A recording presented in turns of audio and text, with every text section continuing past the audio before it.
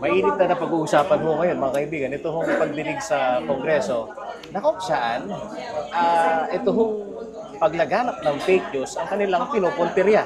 At dito nga ho, may poder ang mga vlogger at gayon na rin yung mga nasa institusyon, mga practicing sa media.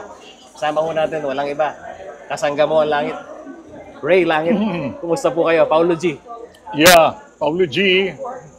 Thank you at nagkita-kita tayo rito sa Porac, dito pa naman sa teritoryo ni Senator Lito Lapid. Yeah. Anyway, doon sa katanungan mong yan, bagamat ako po ay sinaunang journalist, broadcast journalist for that matter, magkaiba po, magkalayo po ang social media ngayon. Bagamat hindi naman natin sila di-discount doon sa modern age and modern world. In fact, kahit na ako po ay conservative, yung tinatawag ng mga conservative group nung sinauna, maniwala ba ho kayo na kami ho, para maging credible ang mga balita po namin, pag gusto namin mag-research, pupunta pa ho kami sa National Library. You could just imagine kung gaano ka masyadong ka-detailed at taxing ang effort po namin. Kapag gusto namin makakuha ng authentic na interview, during our time, wala pong cellphone, walang gadgets. Ha? Kapag hindi mo nakuha ang resource person mo sa bahay through landline, hindi mo na makahagilap. Hintay mo na makarating sa office. At pag busy, hintay mo bumalik sa bahay nila bago mo makausap ng personal. In other words, what I'm trying to convey, sa panahong ito, ang bilis po.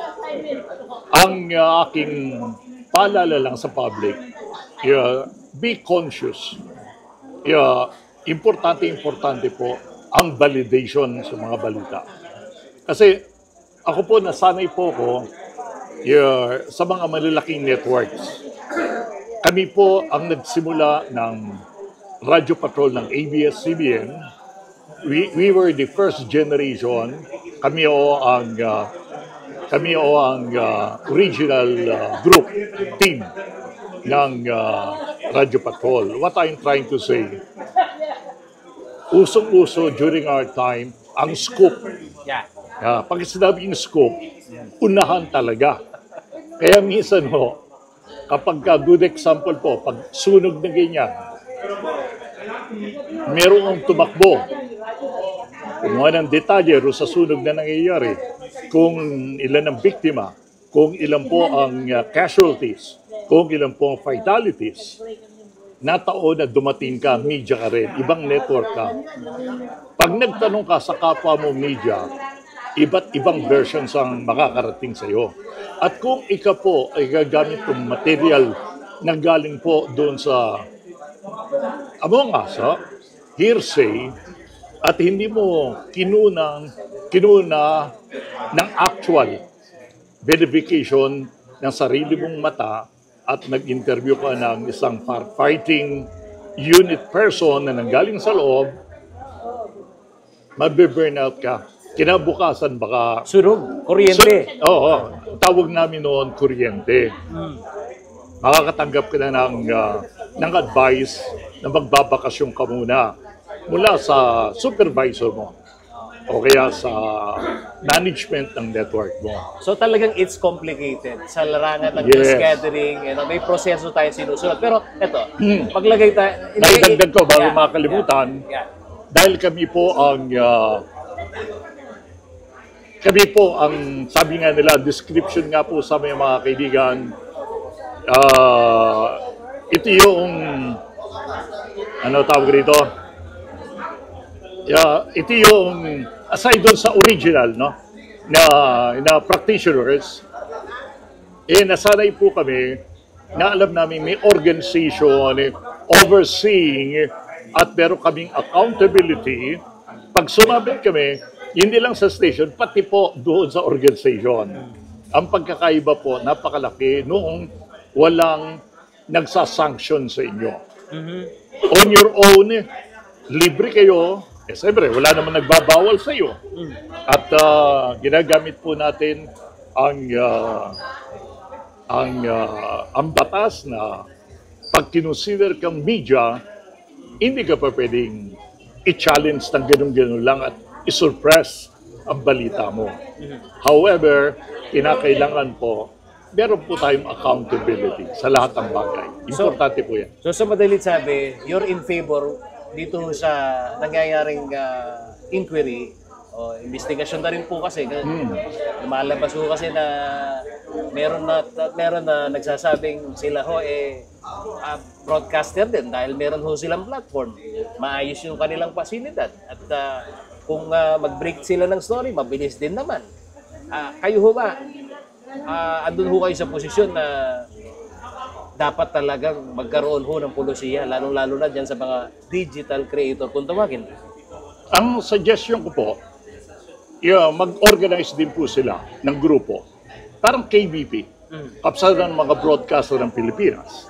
Parang NPC, National Press Club, na meron po magsasanction.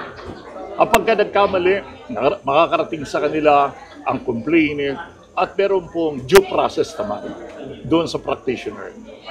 Pero kung sabihin po natin na tayo po'y journalist dahil tayo po ay nagbo-broadcast o nagsusulat o nagbablog, malaki po ang pagkakaiba nung nasa practice na meron pong responsibility and accountability. Hindi po pwedeng tayo lang po ang judge at tayo po ang juror ng ating sarili. Malaki po ang responsibility natin sa public. Importante po yan. At ang public po, nais ko rin po i-advise sa public na maging more cautious sa panahon ito. Kaya nauso po yung term na fake news. Bagamat hindi naman lahat fake news.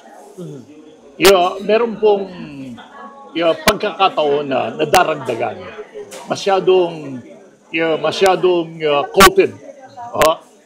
Kasi noong panahon po namin, kapag halimbawa si Pedro, nahaginan ng mabilis na tumatabong sakyan, nadaplisan, sumigaw yung nakakita. Naku, si Pedro, nahagip. Yung nakarinig, tatakbo naman sa kabilang kanto. Pag-ikot na ngayon, naku, si Pedro nasagasaan. Pagdating doon sa pangatlong kanto, naku, si Pedro napatay. Ito yung sinasabi natin. Iba na kwento. Ito yung sinasabi natin, unang panahon, na nanganganak ang balita. Habang tumatagal, nararagdagan.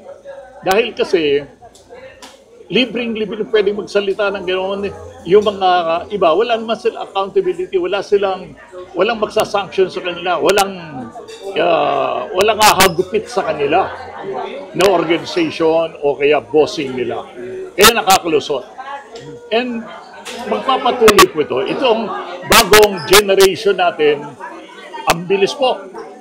Pag nirelease ngayon, milyon na kagad ang nakakaalam. Milyon na kagad ang nakakaalam. Kaya extra careful tayo. Ang maraming nabibigta mo ng mga mamamayan, hindi lamang po sa balita, pati na po sa scamming, real time. Ang mga scammers po ngayon using digital platform. Kaya very dangerous po. Mas importante itong panahon ito na tayong lahat po ay maging cautious sa ating pagkilos. Dakal po salamat, Abak Nabalet. Marunong po ba kayo magkapampangan? Opo, kapampangan ko po. Oo, kapampangan. Itatang ko Santa Rita po, ima ako makabebe. Kaya ako po, daramdaman ko lang itatang po ima, may sabi na, kaya biyasa ko mga pampan. Karing nga kaluguran ko, mga lago, mga sating, mga inyo, mga kabalen. Abak Ini Nabalet. po paring Ray Langit. Programa na po, Abak Nabalet. Abak Nabalet. Ano? Abak na Balen yung title na yung programa ta. Abak na Balen. Abak? Abak na. Abak na, kabalin. Alright. Abak na, kabalin.